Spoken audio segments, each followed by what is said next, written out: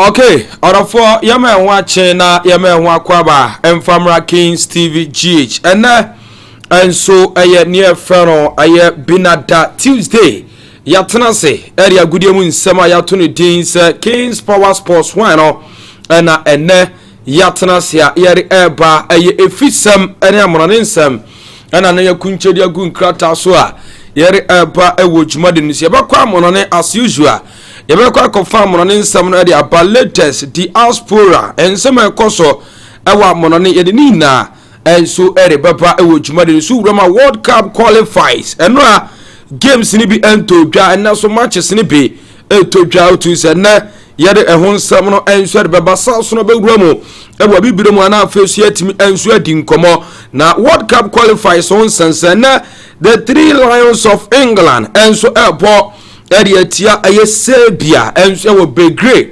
na yebedu nkomo Thomas Tuchel eni Harry Edward Kane enso akasa eriafa ene game no ho yere ho nsam no enso erebeba South no baba wuramo enso ewo ne ne tin enso eri abibire mu a eye ensam ene matches a etodwa no yere ehon nsam no ebeba ewo dwumade ni so enti eye coaches ensam coaches no enso ekani na no yere hon sam no enso erebeba South be wuramu enso wo Africa Ghana fisam no eno Blasters of Ghana enso ye adwuma no kama editia the Eagles of Mali after the game head coach enso de ma aye Blasters otuado enso akasa so na Mali no national team aye coach openede enso de Tonsin Fit enso akasa ariafa eno defeat ya onya no this many more ena enna yatenasia yere eba ewo dwumade ni so midi Osman Jofari mina ne midi dwumade o chiame chief executive producer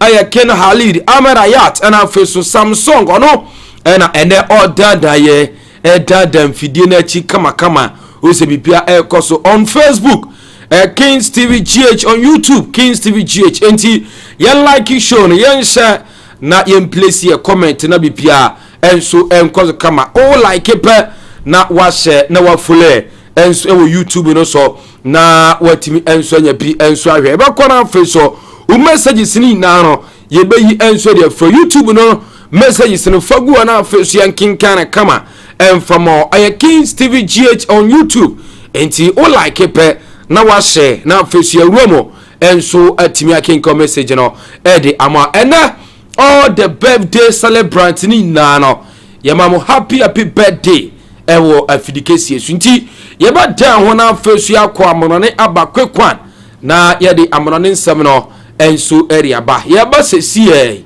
na yawuram ewo amonone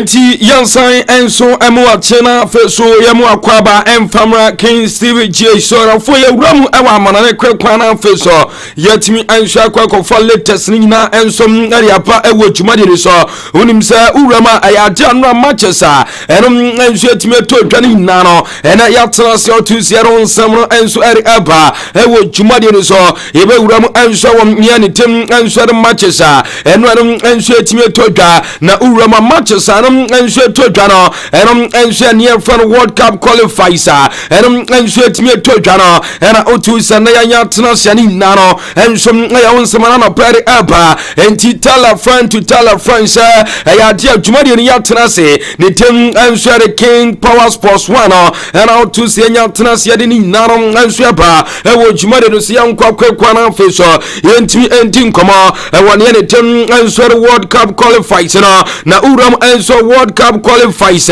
ya dia nations are so far so very good among enso qualify dia bibremu uram man tem enso the Morocco among enso na my friend Tunisia enso qualify enti ereba two screens na Facebook bia enso atimi akode kama me pa cho uram Tunisia enso abe the second African team among enso atimi qualify ekwa near for 2027 Mundial World Cup enso todwa enra ewo near for sports no me ya story enso data so ma still uram ne tem enso Algeria among enso chances so mba qualify no enso ewa so amai bi say Egypt and after South Africa na among enso tima secure mo qualification enso ewa bi bremu na so far so very good no ya dia 18 nation and as say among enso tima qualify uram ya dia Mexico enso already among the nations and also maya ya from Mexico, United States of America and also Canada among nations among enso hosting urama Japan, Ireland, South Sudan, Uzbekistan, South Korea, Japan, and say Jordan, and Australia, Morocco, Argentina, Brazil, Ecuador, Omanite, and some Uruguay, Paraguay, Colombia, New Zealand, and also Tunisia. Among any nations are so far so very good. Among enso qualified to say 18 nations, and I'm patron none of permanent say among enso qualified more quantity and some World Cup. You want 13 more nations among enso combination for so among enso tima Roma kwakobo nyenete and some the Mundial World Cup and then suddenly enso tuka and I'm watching so away from Tatian Kona first team come on Luis Alberto Suarez Diaz Oliveira I did not pay no Ukokorama enso tima Roma amusi additional 3 matches suspension among enso about planet enso de Luis Alberto Diaz ni nanasa amusi game on manitana so quality and some adi Mitchell Rama Inter Miami Everball Eddie Etia Charlotte and for Sultani DC United and Yatia Frontier Fano Luis Suarez Alberto and some Betima Bobby Nina Sam paying from Enso Atimia suspended no Rama Ayatia I suspension on 20-year career footballing career na Ayatia what team Enso Mese I have 50 I have 4 game through injury I want 20 year footballing career South Sudan mu 65 now and enso true suspension nana and some Luis Alberto Suarez on come on and I'm patchomi di enso na ma e wo dwumade ni so mami abrantia fana e Laura Andre Messi and Angel Di Maria no enso di nkoma e dia fala no Andre Messi onim se enom enso be to dwasere no anhwera Le Messi enso anti Remo and Kwankobo Mundial 2026 and enso betodwa e woni afra no aya urama Mexico, Canada, USA na wena Angel Di Maria enso akasade afa Di Maria to dwa nane se o si Le Messi ne de se okase wa retire na so okase na o retire nya do betima gina chinje no no enso was agide ne se Le Messi retire na because aya dia World Cup qualifying game nano enso bo eno ayaden and last World Cup qualifiers game enso bo edema ne ne tem enso ade emetwoma for Argentina enso nchese lo Messi no enso atmaritai enso Sanchez another World Cup enso bo no do lo Messi enso kwakobobe osi lo Messi another game enso bo na sa game no enkwankwa ne last game osi dienti onum ayo panete ati ayo Angel Di Maria ensum edi sankomoni nanesa ayade aport sina lo Messi ebo the last World Cup qualify ede Argentina national team no ono ayo Angel Di Maria edi lo Messi din koma na nkomo di dia no tu so no ayo Angel Di Maria ensum ewu lo Messi sa nanim enso atinyati because ayade still our infinity ewo nanim so enso ebetima about the last World Cup no ede mo man tem enso de Argentina ni nano ensum update yar eba Simon lo Messi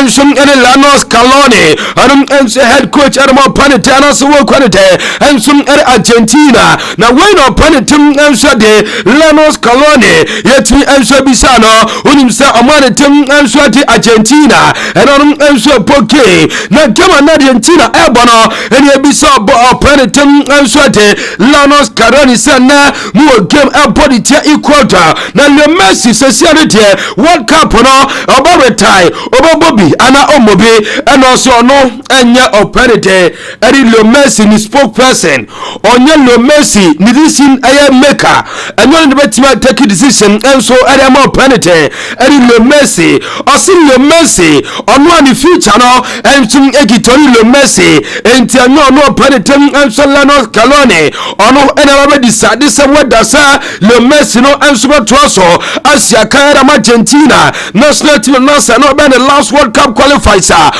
enso bono osio no enso entimi enche na ono ni sa still le Messi was kwanya no sa obetim enso afra Argentina national team no in peace because ohwa kwanya le Messi enso entimi achieve Adam Argentina national team no emonu le Messi kwani tu twasa enema so entimi achieve world football no waje Champions League waje World Cup qualifiers World Cup trophy na waje Samson ayafon Simon enso aje urama South America dia be no football ma oni le Messi Argentina mpanfo nsusa le Messi di sansam etu twanete aya tonum apanetem enso Lionel Scaloni ebeti enso the last game era man le Messi ni naro aya update ya apa mami Nicolas Jackson himself no me ya report nso de mo say Nicolas Jackson adia ne last game anonso owramo akwakobode ama bubo kwa ne tem enso de bamunche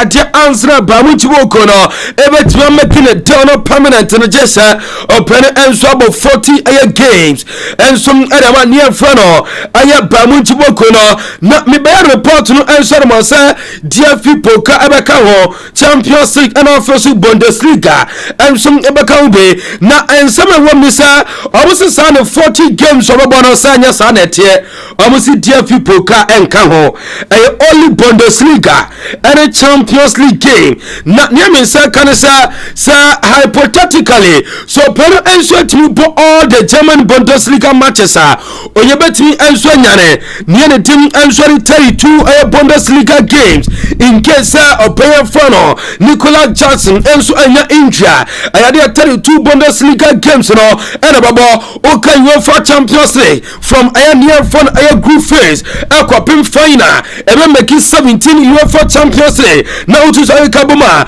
obenya 49 games na nyamensa kanisa amuse sa games open say in case what me pa on enso to make 40 plus game adiama near team enso ba munchi no amoso on enso to make matches ni na say games oba me say no due to AFCON games nyambo next season yabo enso Morocco no eno ebetima ma branchete enso Nicolas Jackson enso ebetima me say na mo say 40 games ready masa a branch for Nicolas Jackson enso enti ewie because so during 40 games no I had suspension ebebam saso no enso amesi due to Africa aya cup of national bowl ebiem urama aya atia ne tim enso injury enso ebebam ni naro enso update ya ere nsani mi enso tudwa ere ma awotwe ni so yanko panitim enso Luis Figo na fashion koma mama Luis Figo ere for so frontier for the Pedro Gonzalez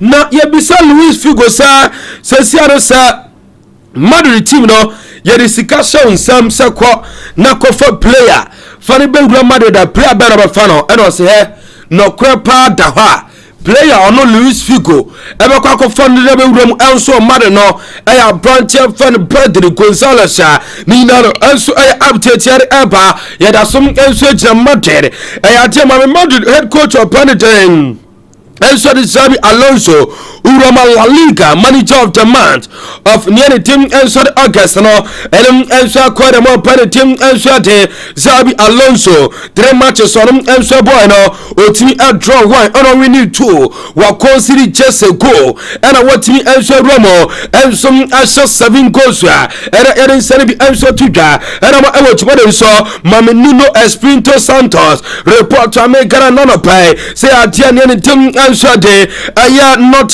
for Boko omono Portuguese aya international enso etmawie about to say with immediate effect no aya dia aya Nuno Espirito Santos no enso etmia fibo quality and not for the nana pamino kase enyadia Nuno Espirito Santos enso the head coach enso mabo quality enso not for sa nyame se kanisa omoso panetem enso Ange Postecoglou ono the leading candidate ono enso leading enso twa head coach no aba replace Panete enso Nuno Espirito Santos enso not for sa ni nana enso update yare apa yanko Victor Yokeres asoye Martin Odegaard yebisa no se between Victor Yokeres Erling Braut Haaland and Afisa Alexander Isak ye mosika anas ye mo konya no se start bako bench bako ene biem ayaton bako hwan na beton no anu ya Martin Odegaard Edeman Central Fonie also no ebe start Victor Yokeres obe bench Alexander Isak na waton apprentice from Erling Braut Haaland okay no de sirano enso atimi chani nano enso update yare aba mam Liverpool omo third kit am release no me part of two screen so and the screen so on King Stevie GH and Liverpool omo third kit omo enso release no and am part of that screen so nano enso update yare aba mam eternal matches and enso to me etoka and one year team enso World Cup qualifiers no yenya Kosovo enso Romo eshe kan mienu ema Sweden anti Switzerland and Slovenia game no ekobata Switzerland eshe kan miensa ema Slovenia anti Belarus enso tenafie ema Scotland ebe chomu twama kan mienu amon enso anti Greece enso ne Denmark game no Denmark etenafie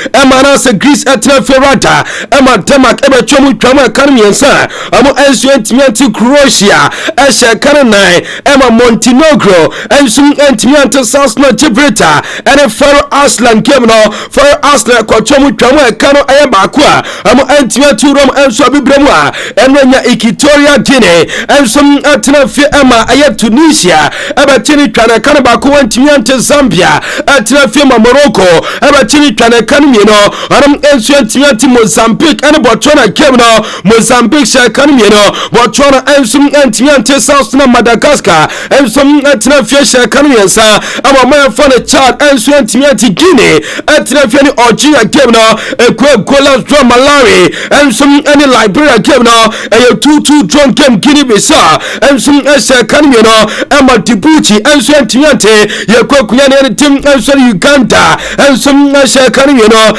ama Somalia enso anti Libya enso atenafie sha kan mieno ama Eswatini ensum entiati Ghana ensum eni Mali game no ekobasa Ghana se kanabako ensum ema Mali ensum entiati Malaysia etina fiesa kanabako ema Palestine ensum entiati Indonesia ensum eni Lebanon game no enum ensum koye goal draw South Syria eni create game no kwa 2-2 draw game yenya UAE ensum etina fiesa kanabako ema Bahrain enso entim antisakano Czech Republic and Saudi Arabia game no and enso kwe 1-1 draw game ni na no aya general matches and enso toja and another sani bi ama awotuma so mamenia ne tem enso ate ama ya fon aya Israel and ama ne tem enso ate Italy game no na first of all so kama ni antin kama general Israel enso edincho aya dia Italy chamu kanum yenu ana samum enso chamu kan enom ama ne tem enso Israel ensum atia kanum aya mecha aya enai abranche fon aya Moiskin abo 2 goals South Napolitano and first aya Raspadori and abranche fon Sandro Tonali mo and about 5 goals na ensum ademo manitem ensuate aya mecha Italy ekokobasa Lucatelli and first Bastoni enya onko and abranche tem ensuate Perez abo press ensuate ma Ijani nano ensum aya tenra gamer and ensuate Tano and another sani bi ama now him say no Kosovo eso mo e fa ne Sweden mami Kosovo ne Sweden ke no and that screen so no eti enra pa no na dono enso anwene se ada wo mani tin enso de Sweden ni nano aya update yare epa mame Andri Onana unim se Onana any transport game na say transport deal no enum enso atimi take place am enra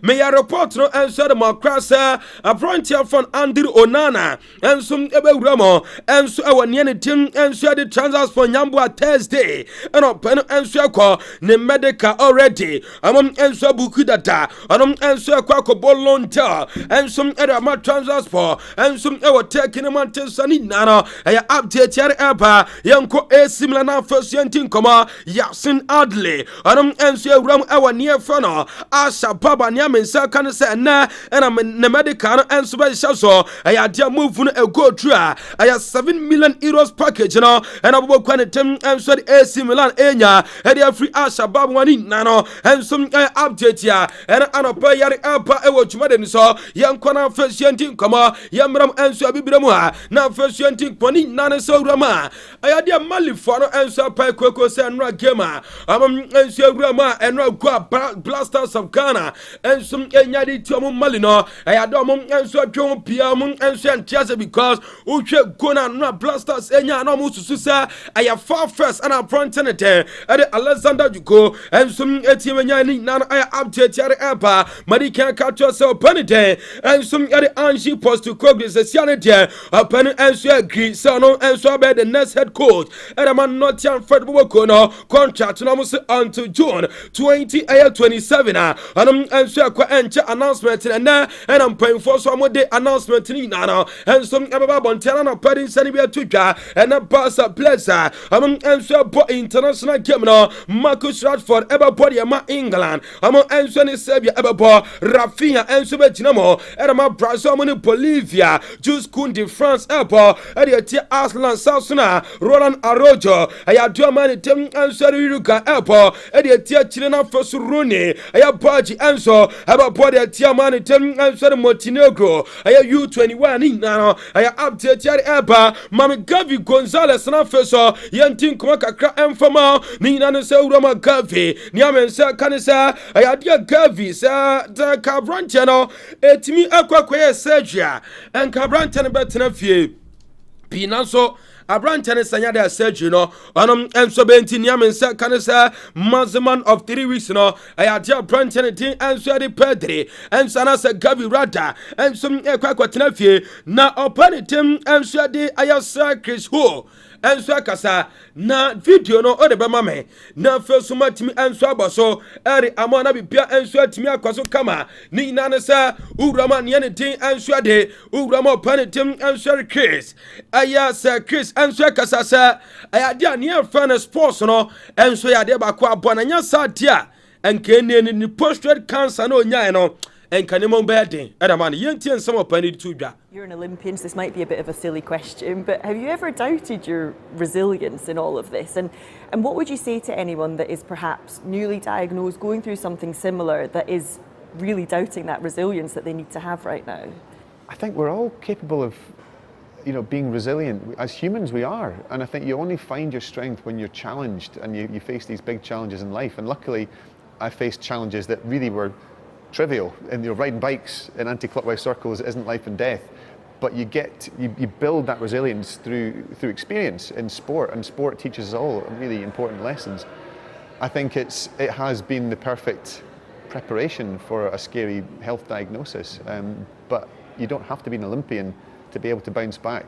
You just have to recognise that you have the strength within you. It's just finding that and accessing it, and not being afraid to be vulnerable and to lean on the people around you when that time comes. But recognise that it's not a linear, smooth process. There's days where you're up, there's days when you're down. When you're down, lean on those around you, and when you're up, support those around you who need it. So I think you learn that over time.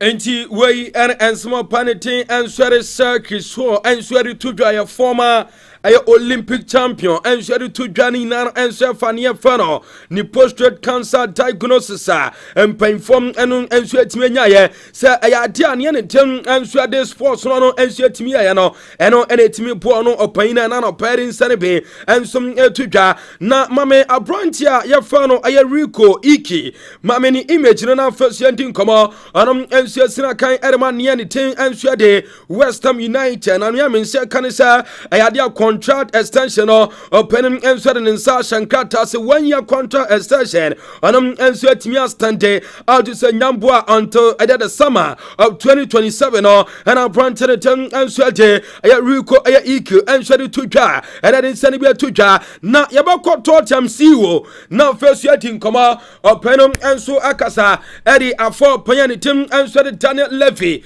after so and sweat Roma oti every quantity and sweat I taught him open and so about what the club stance is on that, and what is the response to that talk so far? Yeah, I've seen that very quickly, as you say, there's been a lot of newspaper articles and a lot of media speculation around takeover, so I can be really clear on this. So the Lewis family are really clear. They see their involvement in Tottenham Hotspur being long-term, and they see their involvement continuing through the generations.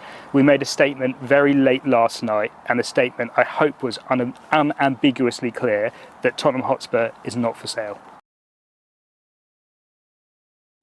Enti wey and small panitin and so ate V9 and so the tuja Nadia Express see what the tuja in Nanasa I say what it is near for newspaper and tablet and no and some report on say I taught him after Daniel Levino and so 20 no or say or can MLB Beate say some otia latest rumors and ya no crabia wom and ya take over now say and so Elton or say Tottenham is not for sale when in small penny and some edit Vina and so the tuja mame and matches and so it me to now first of photos and first yentin koma kakra ninanam and so rama ayadia 4 p.m. no and so World Cup qualified games and so to a group D mecha Europe ebenya Azerbaijan elbow 4 p.m. no area tia Ukraine South Sudan about 6:45 yebenya France national team elbow area tia Iceland group F no about 6:45 yebenya Hungary and Portugal Armenia and so body tia Ireland group K no yebenya Albania and so Latvia Serbia and so area tia Manitem and so the England nano and some update here and anoperi eba ewo jumade so jankona first yentin koma ewo nianete and so de urama ayatia South America and a games and so betodwa na obama me Thomas took a video no before about so no yebewram and so South America me patro about 11:30 yebenya Bolivia and Brazil national team airport South Ecuador airport edia Argentina Venezuela everybody edia Colombia and afaso Chile airport edia Paraguay and so matches ebetodwa and so South America ni nano update here airport Thomas Tuchel and so manager and man 3 Lions of England and Thomas Tuchel and some akasada for ne game amo everybody etia Serbia enso wa ne te edi pegre mechira uramo Serbia ewa na game no etotwa na wa confirm say abrantia for no magay oya fit ne game no anom enso bo saso bi biara what aya ne te enso edi the three lands of England bi bia enso aya fit ahead of ne game anom enso everybody etia Serbia yentie bo penite edi Thomas Tuchel on ne game amo ebebo. From terms of performance, I have to say not too many, maybe slight adjustments, because I have to say, can just repeat myself, we had an excellent camp and everyone deserves to play, everyone deserves some minutes. The players are not yet in a rhythm where it's normal also to play 90 minutes every 3 days, so we take this into account. Like we said, we do last decisions for changes and for the lineup tonight, maybe tomorrow morning. Everyone is available, so it will be narrow decisions, but it's a good sign. And Mark's okay to start if you Yeah, want him everyone trained, everyone is okay to start. Thank you. Enti wey and some penalty and so Thomas to carry to Johnny Nano and some update and perry elpa which madden so na urama Harry Edward Kane and some kasaye erfa ne game and so bo erietian yenete and some edi Serbia no penning somebody to Johnny Nano say I say since I don't know and so touch am no muram kosi aka begre ho omone resta begre kobo na sa game na number bonom a very difficult game and so the more because omo enim with what at stake any game because urama supporters someone Serbia masa e basa yenche abs aya omutim yentimi emode denye dede masa e basa na nemo aye tintine game no de a big game and omo ekwakobo e de tia aye Serbia yentie aye Harry Edward K captain at the Three Lions of England. You've played in some of the biggest and most iconic stadiums in world football. This one seems to have a special feeling about it, and it's probably going to be a pretty intense atmosphere. What are you expecting? Yeah, it's going to be tough for sure. I played here with Spurs quite a few years ago, so had that experience of it, and yeah, definitely a difficult atmosphere to play in front of. I'd imagine tomorrow will be even more, will be more hostile, and they'll try and make it as difficult as they can for us. You know, it's a big game in terms of qualification for the World Cup. So yeah, we need to be ready. It's going to be a difficult evening, but you know, we've had games like this before, and I feel like we've handled it well, and we need to do the same tomorrow.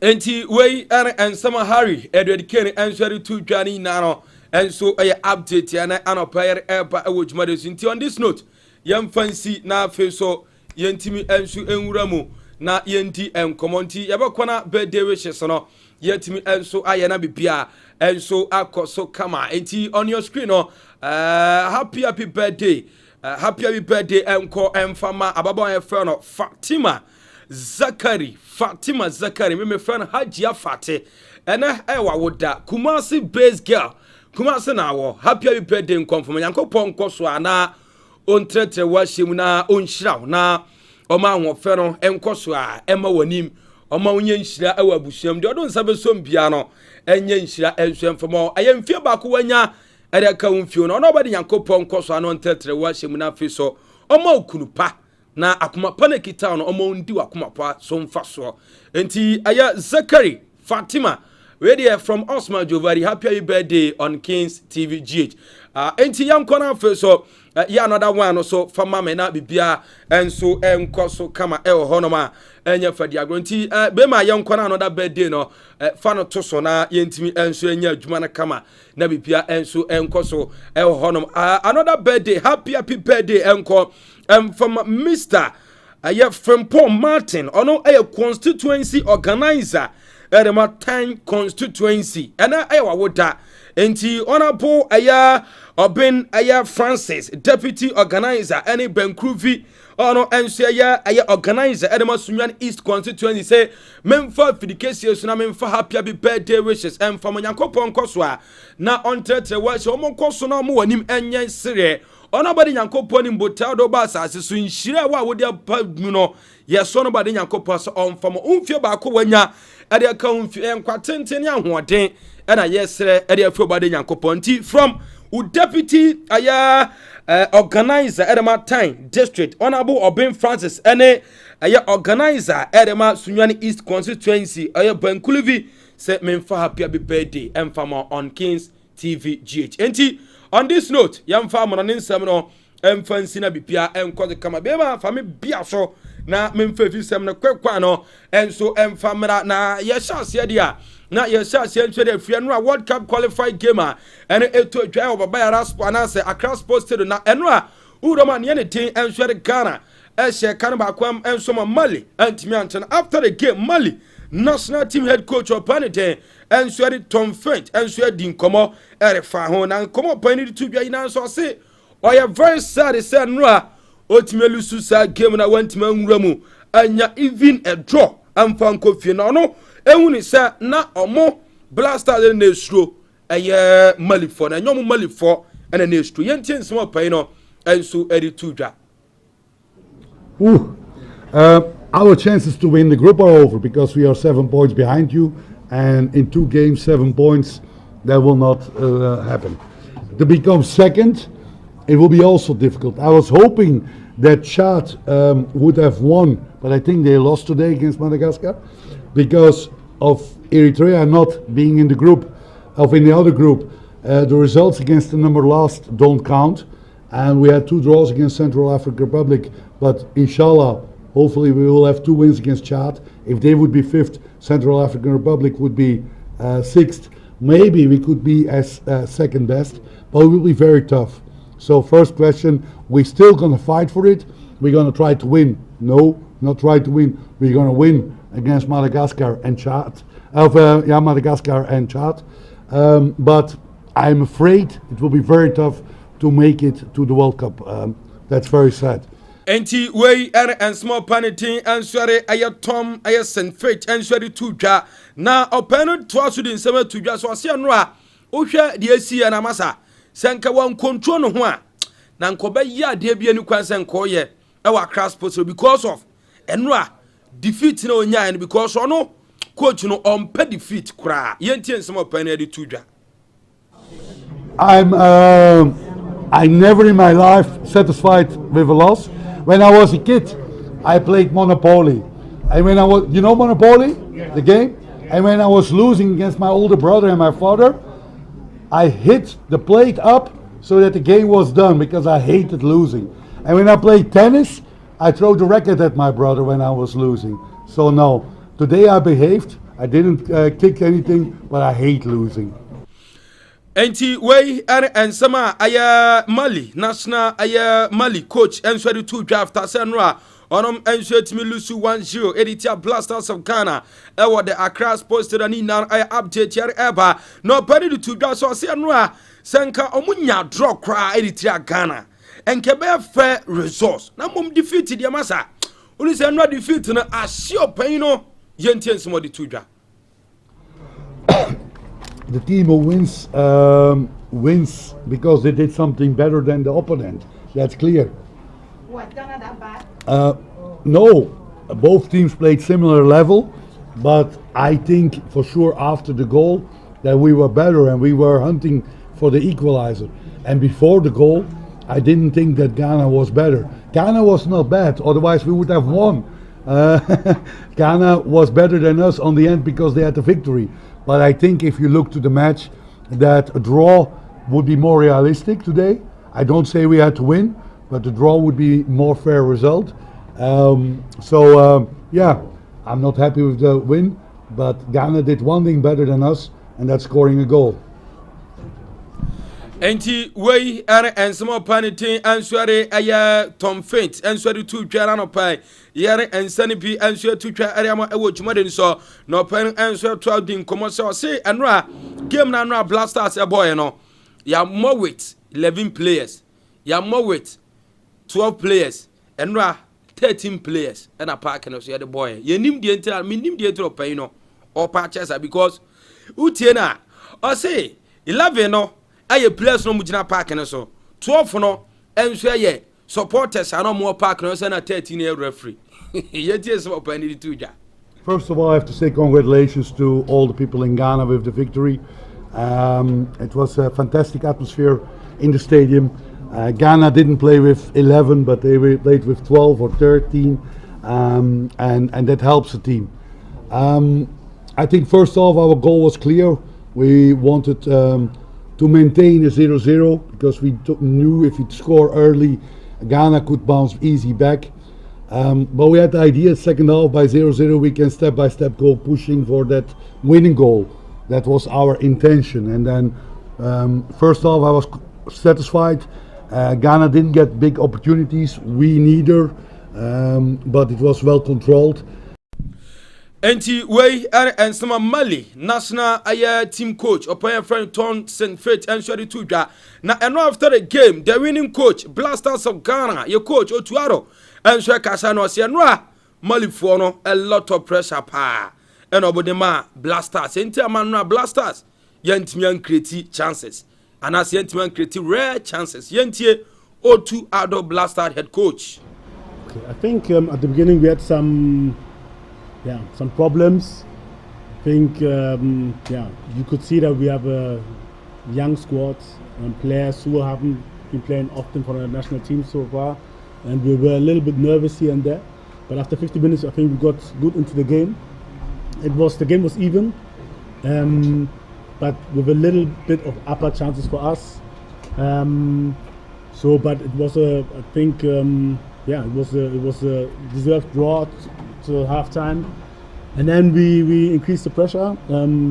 Early in the second half, we managed to score out of a set piece, and then surely it was pure fight.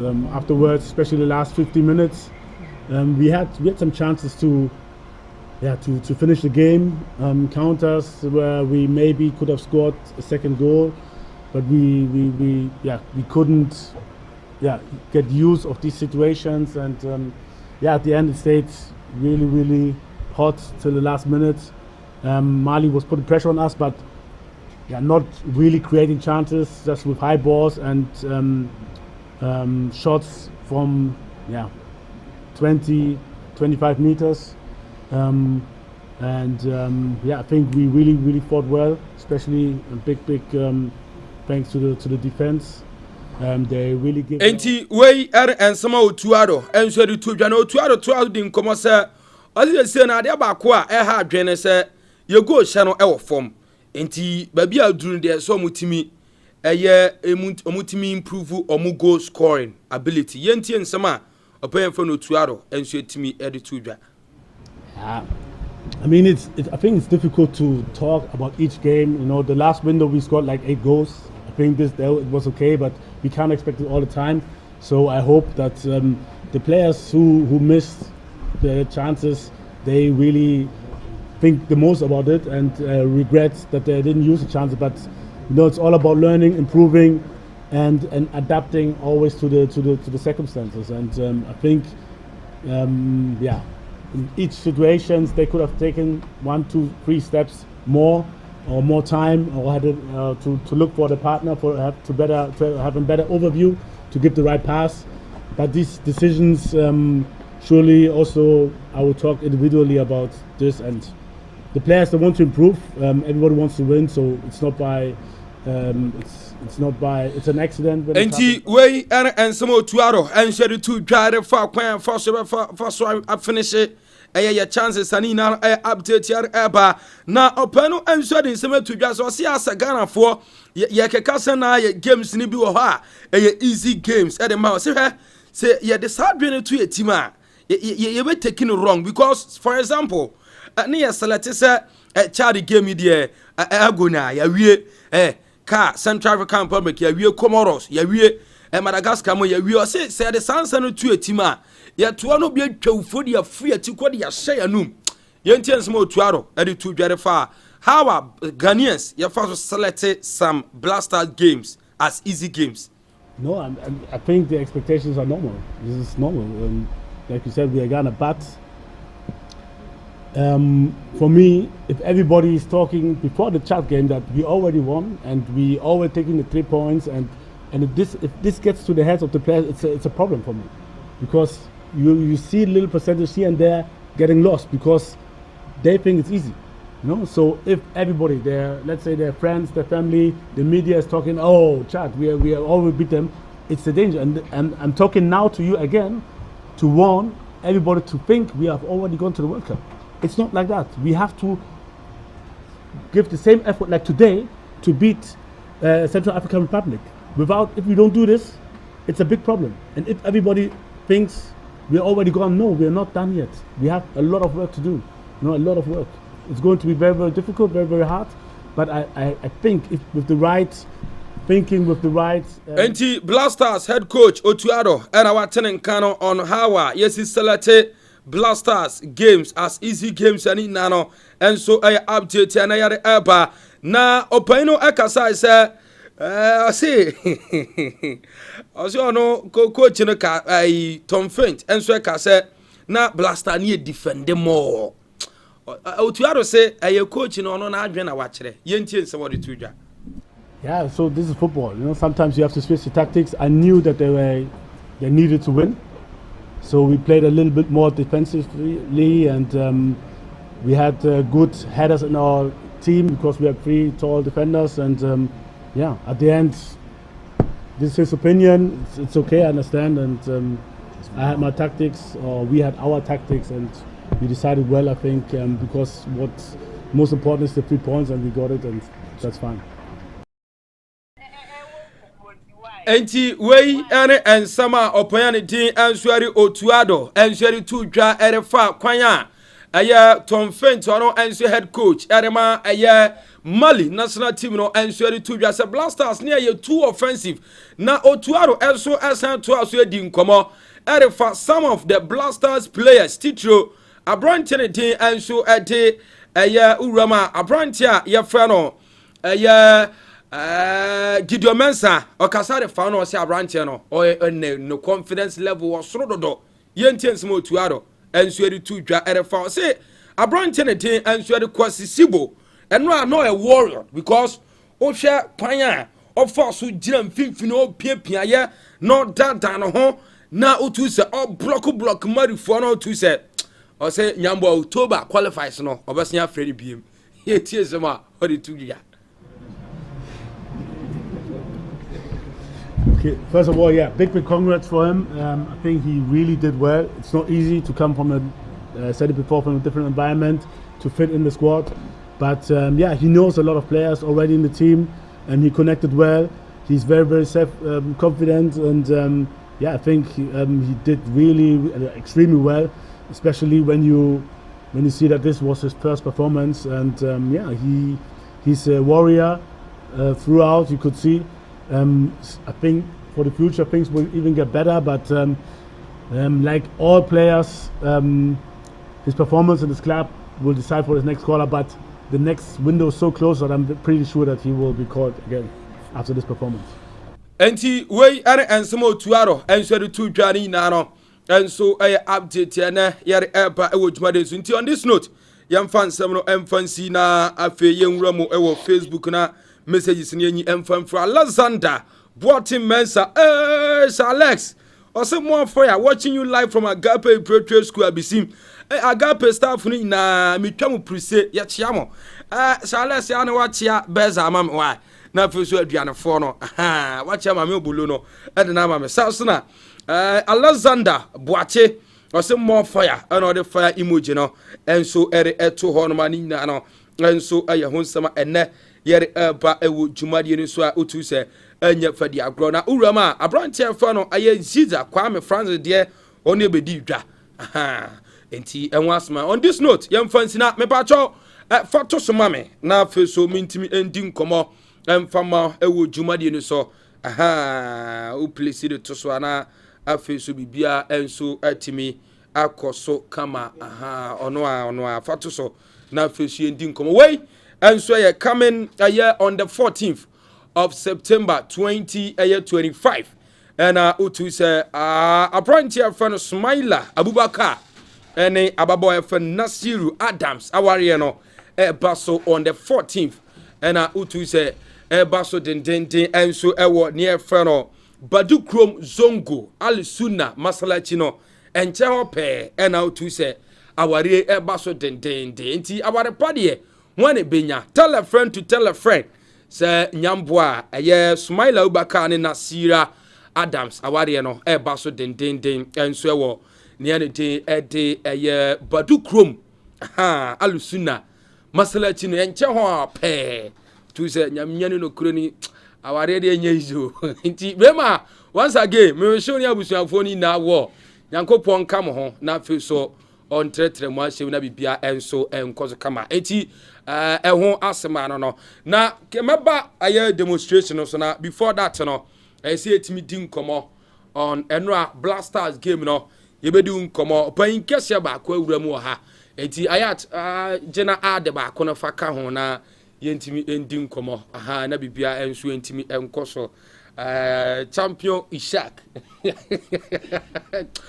man for hard work kremu apa ni nyina no on Black Stars eba bedi hu nkomo e de ama e wo jumade so enra after some Black Stars winning game no Ghanaians twada do mu su so enra game ne de ya winning de but omo money mono mu hu anu ye na se sia urama after 8 games ayade Black Stars 8 games ya boni ya winning mu 6 ya draw 1 and ya lose 1 ya won 19 points Sasuna Madagascar enso tosum yeno omo enso was 16 points Comoros etosum yensa omo e 15 and I feel Somali etosu eye 9 omo enso was 12 points Central African Republic etosu enum omo kita 5 points and a Chad enso etwa to omo enso 1 point ani na no e won sama eba Ishak salamu alaikum bibi abako de wa alaikum salam wa rahmatullahi menua nyame adom bibi abako fie te sen fie de nyame adom na obedu da ben ebo be 2 o'clock ya na ja me beti to mu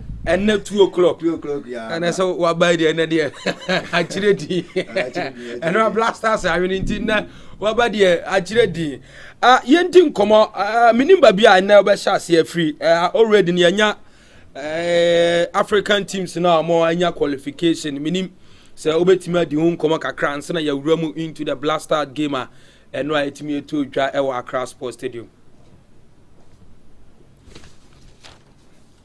Chalo yancha atifo enchi atifo ni enchi ahwefo nso so okay ya se oba Kings TV adwuma na de bebi a befa bia no nyize ohendo aka metimo ameba na me no obi di nkomo me kan ya ape oso Kings TV ho ana me sole amehwe oyi kire me na me so yes e ne kire adwuma papa Kings TV bo edema ye Ghana ma se ne o sika ye no ndo Ghana ya we ne de okay but tu ti said the emba show mu concern na on say the nkofo adwene nyanko so ne say ye hu ni say wo ball no ya ball no ndra ya wene the amamfo ni abreport ne say ni padodo na pese ye ko ni ekohwe bi because west our countries ya omu host to a World Cup na team say ye bibia sise yi US Mexico Canada de masa with this performance omu ni say qualify na ye kwa ye beba fie ntem ye so ye pese ye tena hoche. Okay. So and a man for kasa no back to the game. I say Endra 7 p.m. and the Black Stars of Ghana and Mali. I don't know what stadium. Yeah, no man to me uncle. Okay. To me uncle. Okay, but when you kwanya hwe bi yes, me kwanya hwe. Okay. And ohe game na Endra. Okay. Now they compare na no game a yekoboy against your friend saying Chada.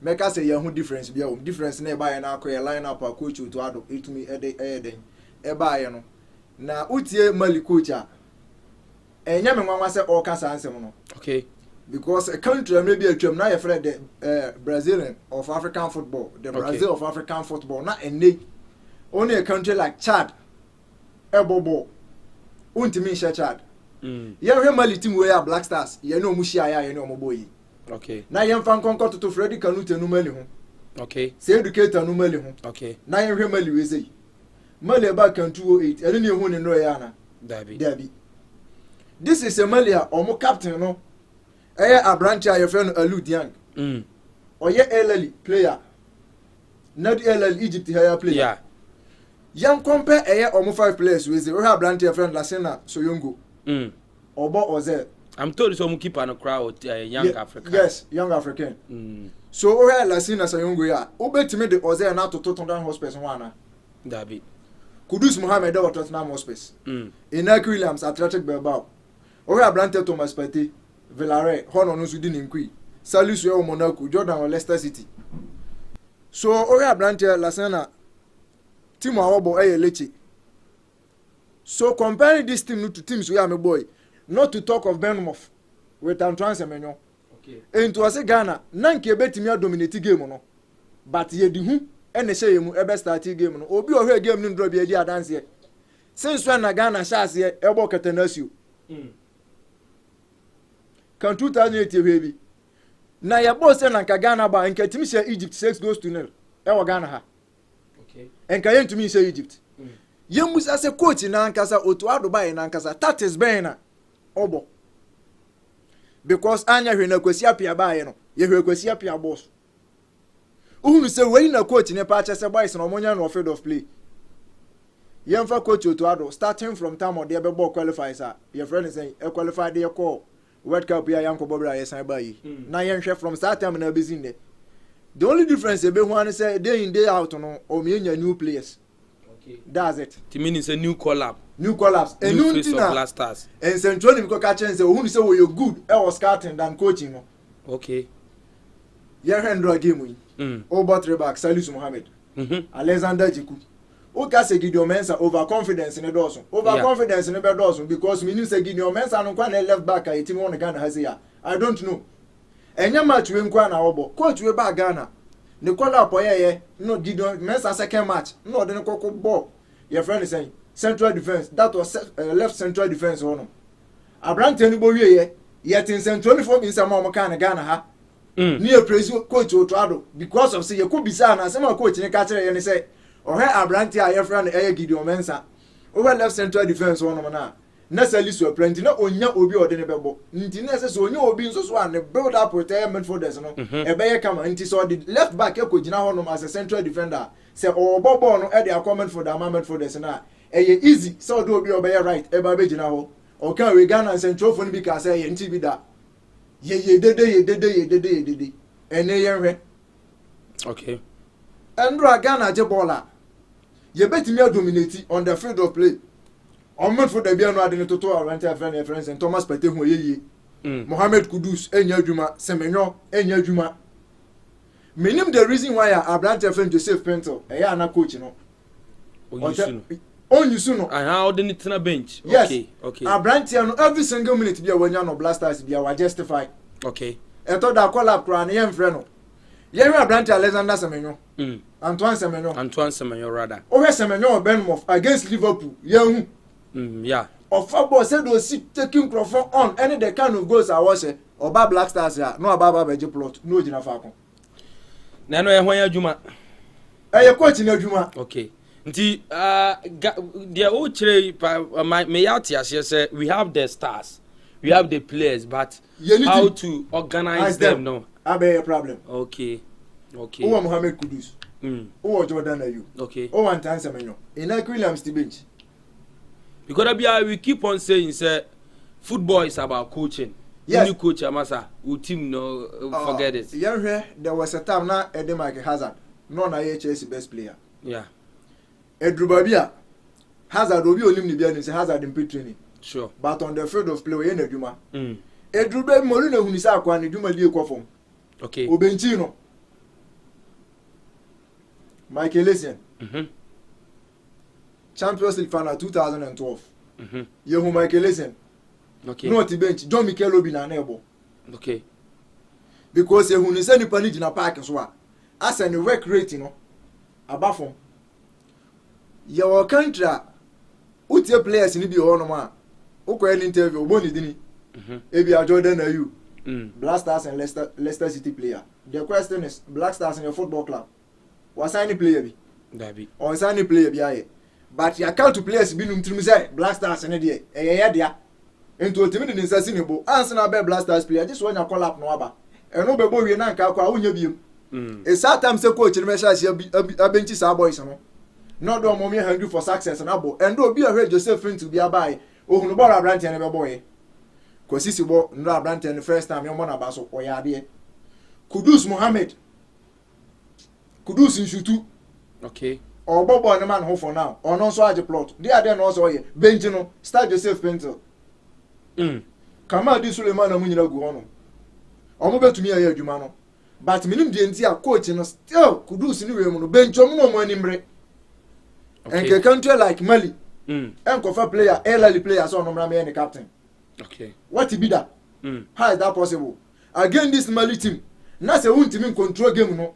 The pace of the game, no crowd control. Now, I don't know the Amagana Black Stars against this Mali.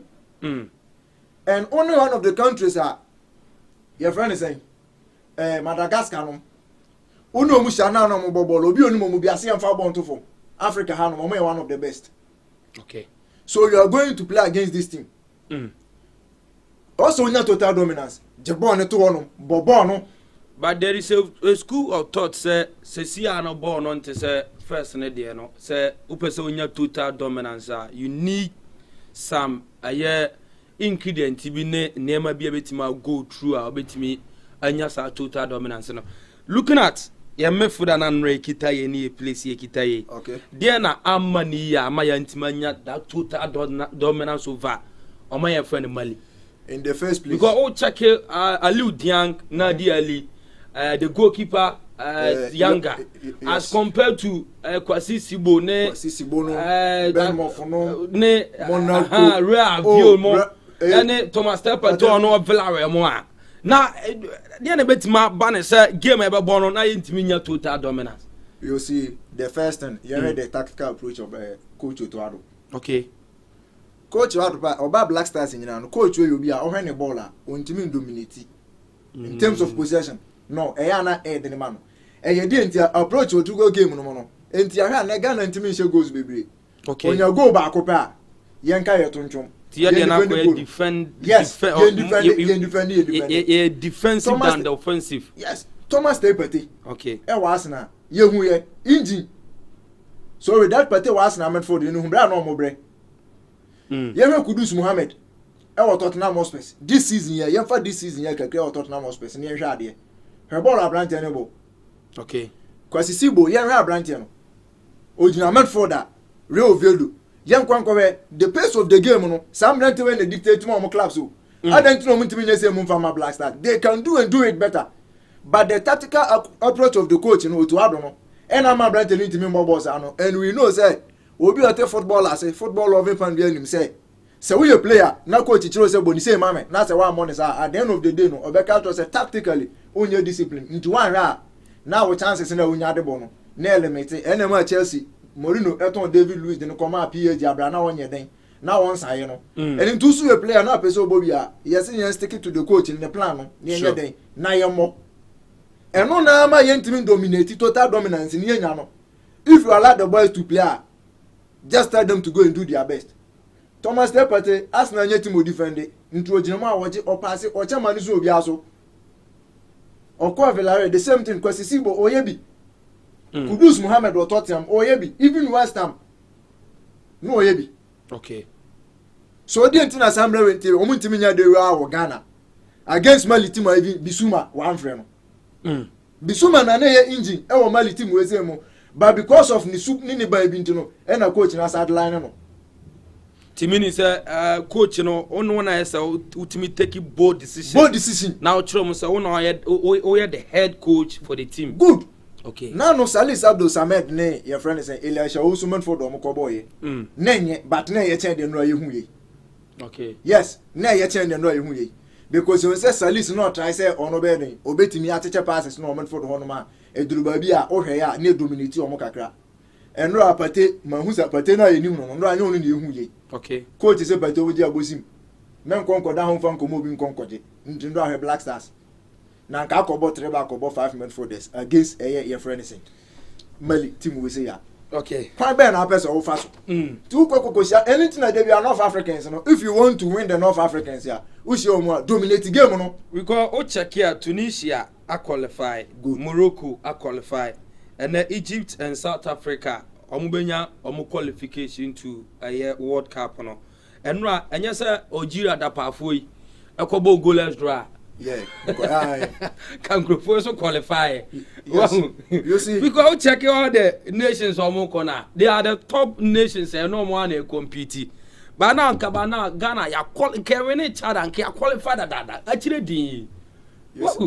Nanka ball ya born in run. And then the Katama you couldn't go. E were no mo boni say near the point ya. I think so now can fast also. Okay. Echen and do amuye in hasi.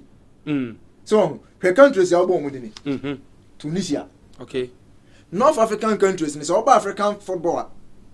Country with him on Ghana. Sure.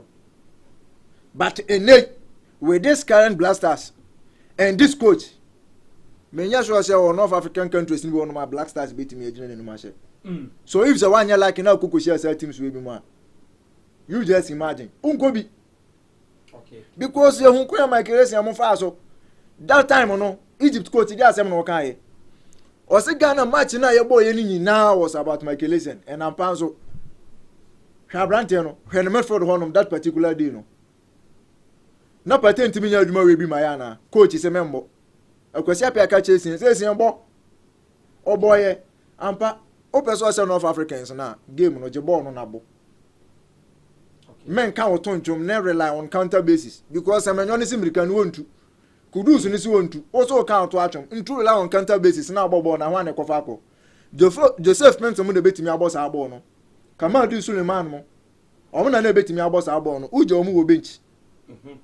So e na do mo ma je plot no omo nyom adin so me boss abo no. Odo mo akwa ko jina mo say yembo. So Ghana Black Stars. Yenya careful team ne ko form. And yeah, right. Imagine some ball according to coach no plan. Why don't you call those who are ready to play according to your plan? Because Sanema and Koya, the coach no tisu never baby bisau. We will sack you and your players never sack over. And why don't you call the players ball according to your plan? Do you know something? Sir Obia say, oh yeah, menka say tailor ni papa. Okay. Na se me maba. Na me choro say oh me nya star we anka me pe ma material na me de be no 1.5 yards intime mpamo a o we style e be fata me that 1.5 ne be so na o de apam me okay sa na coach ntie otu ado ba ye no enye se won frɛ boys o me boss ade na ma no o frɛ won because of say onya time study boys ni ye o hwe o club side e ye sa ball no no mo gba na debi enya sa ball no mo nti ade nti na ade me ba national team no se me na me boss ball ne ma mamba obeka chem se menye tactical discipline next call up nya ade se menye mo yede aba enti me so Blasters ne ho ne ye me de me so me pesa me mbo so you just buza won se de ne besi me ba me botin kom ni bi so what say na be honest am frame me ameba ela so usu onye beta mfa nche abranti a ye frɛ no ye frɛ ne say Majid Ashimiru okay so Ashimiru de no wapira me ba Salih Samet onye beta nche no so what I say okay ye Montfort current Thomas Tepate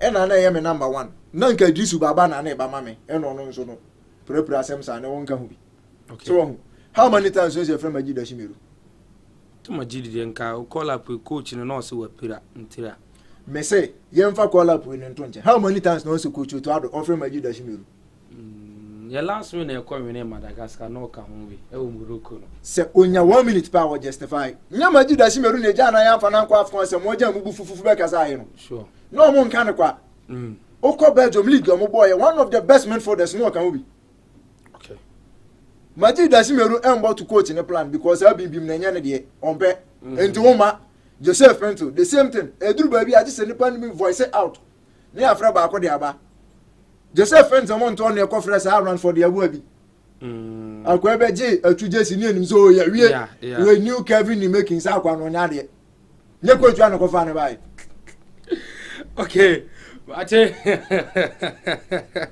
ay you shall go kuni po kromo oh you kwantwa me hu wiase ame bai no na nke se aboa so no wawu apratete kura ne se so nkrampa de se kokko hwe ne mra ntibrim enti Blasters nke ya pura se kura ne de na nka nye se maliti mu ya enso coach ya wonye correct nti payini ne hwede ya wonu coach wonye papa so oh yes no kura coach we ye hu that is be awobo so an say that ni city e na ma na ye bre o ye bre Blasters na nka mu se local coaches ne de akosi apia na nko se de ma na ne hwe de odi Sudan ye mami mbiso asem we and we are proud to see our game no yeti Simonte so ne Ghana for kodi nkomo na nsema na Ghana for ka se omukura nya we se Blasters e bobo obi kura bisa me se Ghana ne hwan na ebo enti as being the sports planet what the ball na achi ache no dey na e ka kire going forward as a football nation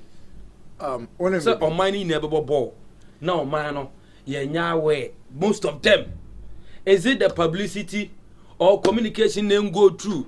And also on mine, yeah, Monday morning and a coach in Intrama Bimbe a job last no.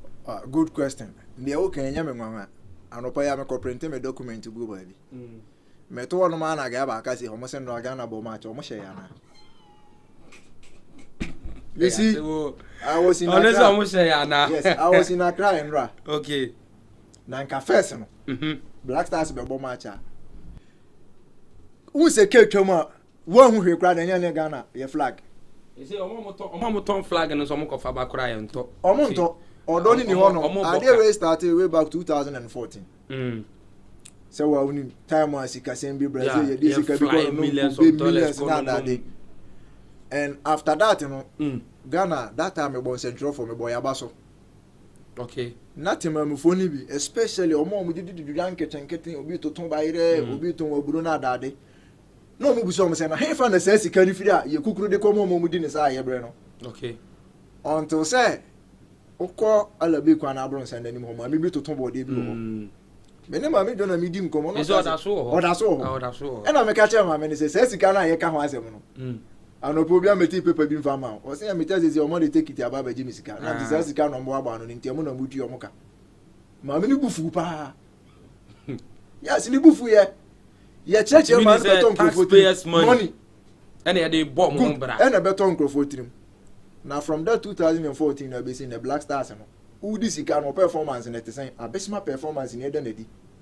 Enti wo de wakoma sha Black Stars mu a no disappointed. Okay.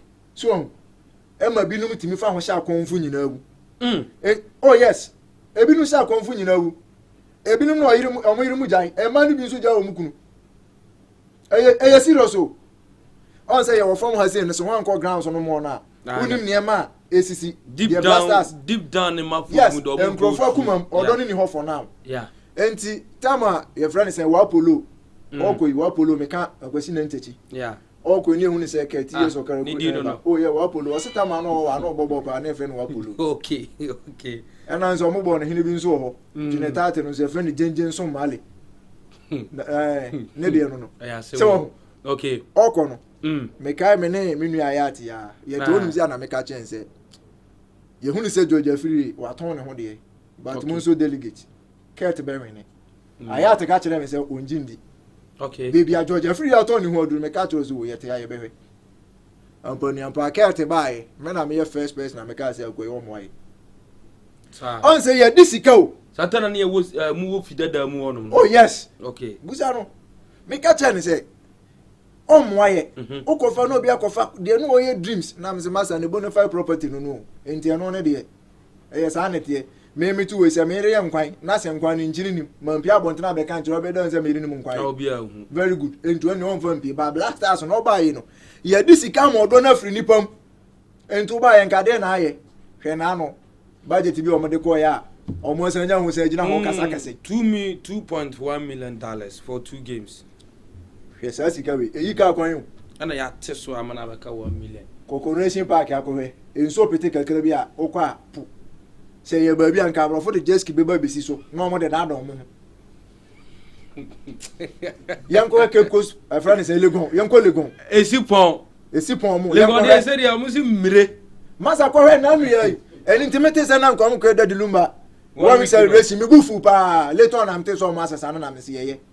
Yet to my maintenance culture yenya yes the football and a moody scano sassy carrying a mobile one of renovation kakra and kamuti de yama prana and came sanka ye uku sassy carry a comobi or no so jesse Pesica now de mano scanning almost by 100 billion would get and yes kaketwa on now sassy carry and Timamin Bisa say what 2014 unu sikano moody no or man no mutre sassy cano. Na we buy na sa kwatri sa sika we ze no me buza na akra so TV na se Black Stars match na ye ba on van ko hante na Prophet kum chacha o mu buza nso o be Black Stars ma to se nko de be hwepu no o so fu mu a nso fa se no hwe Mini says Sikadian and Ama yet done a few blasters in a few honor. Dear, then I'm causing yenye. And I said, we are quite for coach ya. On also, coach, your coach will be our coach and ye be him say, coach and how much winning. Timini said, constituency no woman or big constituency. Oh, yes. Okay, and Sabi Dinachi. Oh, the Nankophobic qualify. Tell them. I didn't ya. Omo Honcrophone, they actually yen change in a year, you know. Equipment officer, not the Macono, Yakukusi Kabutu with the Amam. What is your percentage in one? Says Billion Bosome or 200 $50,000. Or bid $50,000. Says 1 month. Says now, oh, Quaco, watch out the match. I'm not catches any winning bonus to friends and $20,000. So, why do you do? Aya yani sebi. Unu never be and send you home. What ya na ya. Enti se sase ka we no akofa ba na watena nkrofo na san sori. En centrofo ya waga ye nyina ye en centrofo. But ye musa say who cross esi yi. Ukọ blasters honum sisi yi. Anase ukọ efi honum sisi ya. Ugina ho access obenya de awram na be de ba to yompo centro ni be ba no aba be wura ho. Ye di entia. Ye ne de ye de enya kura na obe defend ye. Okay. Enti me san central na this out dey no be di me no me ba betra say aga na match no me na me ka man crofo atene kesi o yeah so what you say me na me ka man crofo atene kesi ene o ya me adom atena Ghana Black Stars ye himali no akata am no wawie kwanya nka nipa ne be fa so ache ho ye previous match say himali abo na nkwa kofa ba the last time kwani mali sia ye no de ho nsem ni nyina ba betudwa o tron mas na ebe dwene enka be ko. But in the same money, and I was shocked. Message na circle. Me too mania, do be phone covers. And yet on. Say blaster stick and no bin can and ubans and no be than Saturday. No, the real red, yellow, green, no, the chinha. And no man who's had you. I am, dear. I was all quite cross posted on Kaun. Maza, let me tell you something. There was a time fat girls, Nana, or more Independence Square Honor. What are the factors on our area? Said no, we say blasters here, say, Yedadaro. Yam Pensil drew her near a stadium. Isha can now casa to us on him. Almost a Sanky or Park in a swanky. There was a time knocking a farmer Ghana Premier League nominee sponsor. Okay, Obekaya. Uso radio Belbete, Kina Farmer Premier League, Aglonio, Yabeshe. And that's had any interview. You tell her I says your copper because you use a Ghana League now, one conform sponsor league now. Okay. So be one side. Your flag no cranka, Quaya or no Busami say. Yes, a Ghana bomb match and Romoshe and Anano. Oh, who self Black Stars, and that's a Ghana flag. Essence will be Kurtia and Kobonsi a Kobo match. Yet the free fuel, that dressing, yet the free fuel and the aqua pack, so and any panel background now, Black Stars just or Bosha. Obedru park ya was with them mami sebi ti ohun se omo sha na yes nti omo ko park no omo nka na ya dodo sen ne wo ho no blaster jesi ndo ni pa do sen ni hu se so omo nka Ghana we ni maji kalkulo man ka nya hwe abete pi ene hu sa de no ho no enti nya park no so odo guess you win na ya urade yankopon oh ma se efe de efe menga na da efe beba ei aya to anu ko na china me nkyere wa de bi wo ho Wase manu ko na jana manu ko na china chire unim hwe o da me chire wa de bi wa hu oha poso no wa hu so wa hu ase sani aba fomo sa no dade hey anu ana across post re mo efe Brady Yakopo. Because me say no one has me ko tna no say me be hwe ball dey metuna wi achi na mahwene. We udim we nko ano e te pressure so okromu a. Oh yes, we nko ano. O how 99%. E ko ene ya o ti asensenchuro ni. Yenim say dey ball ni dey o ye dan ya. That's pe yempo ye dey ano no. Enti say we be ka cho say oh wo dey match no minim say we adwuma ba na me nko na so hwe dey gina ho ya o dey ka no kore. Maza, enu a mese na me short wa kra. Onze yenko fa previous matches a ye den. Yabo. Okay. Yenko publicity no net sen. Enka lady ya wogina we. O we flag na kuta no kra. Meaning so we bedru park no wan o ye den. Oto ye. Buko no. Oh yes, o de he. Omo ton no form o. Hwe atade so be the Blasters match me. Real Madrid jersey. O de he enka kala be na obehu. and come who your friend is a red yellow no more. But you know who is I? Producer check mama. Okay. And I'm from publicity no. Okay. Say yesika semu. Yente so na your performance in your page player no qualifying kwa dia. Mon friend. Okay. Mon mama be blasters in the radio. Mate. Because mpanyufo mo atwa hu ahia no. Omo na ebesine still omo free players the more coaches. Mate, Ishak, ana ya tenen kano uwo bi obechia na ya kwa na. Chia na yenko. Masa, my enchia obibia na enchia mi amenua Fabregas. Fabregas. Oh, Fabregas. Fabregas in Tiapo. Fabregas in Tiapo. On Tiapo. The last time things I met you no say omo admit no municipal. My friend I check ya. Okay, me free me see for my friend. Ena solo nso ka say ja, me fa ne nchia mere mo. Na ndo ade solo de ya me nkna bonten so de. Eni ye be ka ne. Ado ma wo yira ya na. Wa mama yira na. Otwema so. Otwe. Ndo me be see tamo so no se me nante fa form ne ko yamfo. Oh, ade. Solo nsa no adwuma nti ene de. Tam no ma wo di free ho no. I'm telling you. Sasa nka wo free ho no ma around 9 to 10. I say me ko ye round so bi. Aye, yeah. But na adwuma ni ntino o say adwuma no so no. Aye. So ultimate feli omo aja. Yeah. O rounds akoya ndie.